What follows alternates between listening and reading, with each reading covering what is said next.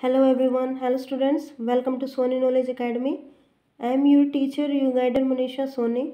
Students last class में हमने pathogens के बारे में बात की थी।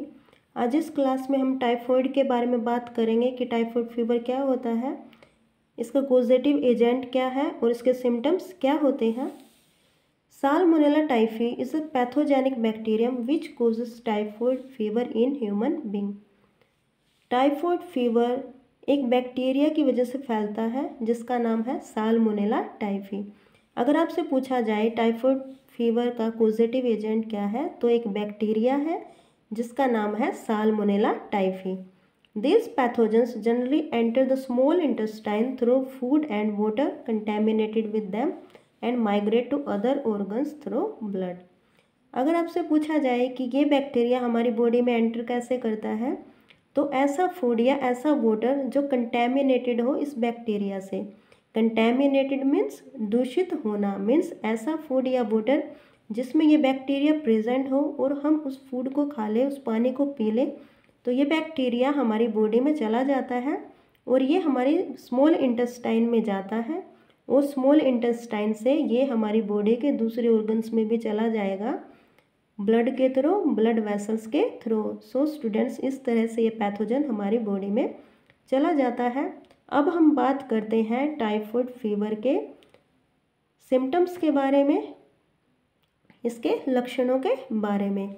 तो इसका फर्स्ट सिम्टम है सस्टेन्ड हाई फीवर, जो कि 39 डिग्री टू 40 डिग्री सेल्सियस तक रहता है। सो स्टूडेंट्स, इसका ये सिम्टम बहुत ही इम्पोर्टेंट है क्योंकि जितने भी एग्ज़ाम्स हैं नीट का, एम्स का, उसमें ये पूछा जाता है। तो इस फीवर में क्या होगा, ये सस्टेन्ड होगा, मीन्स लगातार होगा, निरंतर रहेगा। मीन्स अगर किसी को सुबह के टाइम बुखार है, हाई फीवर है और उसने दवाई ली तो कुछ टाइम के लिए उसका फीवर लो हो जाएगा, लेकिन थोड़ी देर बाद मीन्स शाम तक उसका जो फीवर है वो दोबारा से हाई हो जाता है। इसे बोलते हैं सस्टेन्ड हाई फीवर, मीन्स लगातार हाई फीवर रहेगा। वीकनेस होगी, जिसे टाइफॉइड होगा उसे वीकनेस होगी, स्टमक पेन रहेगा, कंस्टिपेशन रहेगी। कंस्टिपेशन मीन्स उसे कब्ज रहेगी। कब्ज क्यों रहेगी? क्योंकि जब ये बैक्टीरिया उसकी स्मॉल इंटेस्टाइन में जाके रहता है तो जो फूड होता है वो अच्छे से डाइजेस्ट नहीं होता, और अगर डाइजेस्ट नहीं होगा तो एक्सक्रीटा बाहर भी नहीं जाएगा और इसलिए उसे कंस्टिपेशन हो जाएगा, उसे हेडेक रहेगा और लॉस ऑफ एपेटाइट हो जाएगा। अब लॉस ऑफ एपेटाइट क्या होता है? मीन्स उसे भूख नहीं लगेगी क्योंकि उसे कंस्टिपेशन तो पहले ही हो गई है। अगर कंस्टिपेशन है तो उसका जो एक्सक्रीटा है, जो स्टूल्स है, वो बॉडी से बाहर नहीं जाएगा और उसे तो फिर भूख भी नहीं लगेगी। तो ये थे इस टाइफॉइड फीवर के common symptoms. Intestinal perforations and death में अकर इन सीवियर केसेस। जो स्मॉल इंटेस्टाइन होती है उसमें परफोरेशंस हो जाएंगी। परफोरेशंस मीन्स उसमें छिद्र हो जाते हैं, छेद हो जाते हैं, उसे हम बोलते हैं इंटेस्टाइनल परफोरेशन, और डेथ भी हो सकती है सीवियर केसेस में। अब हम देखते हैं कुछ लोग ऐसे होते हैं जो उन्हें कितना भी बुखार हो, कितने भी दिन हो, लेकिन वो डॉक्टर के पास नहीं जाते, और इसी कंडीशन में अगर ज़्यादा दिनों तक बुखार रहता है तो उसकी जो इंटेस्टाइन है उसमें परफोरेशंस हो जाती है और उस पर्सन की डेथ भी हो सकती है।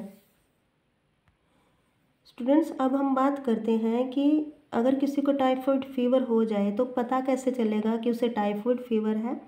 तो इसके लिए एक टेस्ट होता है और उस टेस्ट का नाम है विडाल टेस्ट। तो अगर कोई पेशेंट डॉक्टर के पास जाता है और उसे ये सारे सिम्टम्स हो तो डॉक्टर उसको विडाल टेस्ट के लिए बोलता है कि ये टेस्ट करो, जिससे ये पता चलता है कि उस पर्सन को टाइफॉइड फीवर है या नहीं। A classic case in medicine, that of Mary Mellon, nicknamed Typhoid Mary, is worth mentioning here. She was a cook by profession and was a typhoid carrier who continued to spread typhoid for years through the food she prepared. So students, जो typhoid मेरी है इनके बारे में बताया जाता है कि ये प्रोफेशन से कुक थी, खाना बनाती थी और ये टाइफॉइड कैरियर थी। मीन्स इन्हें टाइफॉइड फीवर था। और इनके बारे में ये बताया जाता है कि ये टाइफॉइड को स्प्रेड करती थी। मीन्स कि जब ये वॉशरूम जाते थे तो ये अपने हाथों को अच्छे से वॉश नहीं करती थी और इनके जो नाखून थे उनमें जो जो स्टूल्स थे वो रह जाता था और जो ये खाना बनाती थी इनके हाथों से वो उसमें चला जाता था और जो लोग इनका बना हुआ खाना खाते थे उन्हें भी टाइफॉइड हो जाता था। तो ये ऐसा इनके बारे में बताया जाता है।